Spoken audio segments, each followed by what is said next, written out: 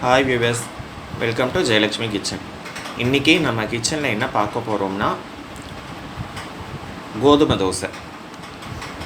கோதுமை தோசை நிறைய பேர் விதவிதமாக பண்ணியிருப்பீங்க. உங்களுக்கு தெரியாத ஒன்றும் இல்லை, இருந்தாலும் எங்களோட வெர்ஷனில் நாங்கள் பண்ணது சொல்கிறோம்.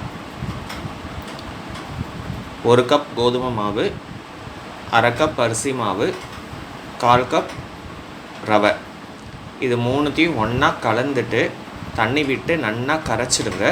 எதுலேயும் கட்டி இல்லாத அளவுக்கு நல்லா கரைச்சிட்டு உப்பையும் போட்டுருங்க. உப்பை போட்டு ஒரு 2 மணி நேரம் வச்சுருங்க. அது நல்லா ஊறி நல்லா வரும். அப்படி வரும்போது வெங்காயம், பச்சை மிளகா, மிளகு, ஜீரகம் இதெல்லாத்தையும் போட்டுட்டு கருவேப்பிலை, பெருங்காயம் இதெல்லாத்தையும் போட்டு நல்லா கலந்துட்டு உங்களுக்கு வேணுன்ற அளவுக்கு தண்ணியும் கலந்து ஆற்றுலேயே தோசைக்கல் விட்டு ரவா தோசை மாதிரி இப்படி போட்டுடலாம். நல்லா கிண்டாமல் கொள்ளாமல் நல்லா வரும்.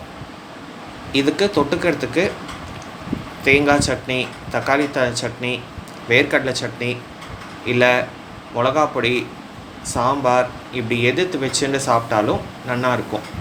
இந்த கோதுமை சப்போஸ் நம்ம ஆற்றுல மாவு அரைச்சது இல்லை, நம்ம திடீர்னு பண்ணணுன்னா எல்லார் வீட்லேயும் இந்த கோதுமை, அரிசி மாவு, ரவை இது எல்லாமே இருக்கும். இதை அழகாக ஒரு 2 or 3 ஹவர்ஸில் இன்ஸ்டண்ட்டாக ரெடி பண்ணி செய்யலாம். இது எல்லோரும் செஞ்சு பார்த்துட்டு எப்படி இருக்குன்றது உங்கள் வேல்யூபிள் கமெண்ட்ஸை எனக்கு சொல்லுங்க. தேங்க்யூ.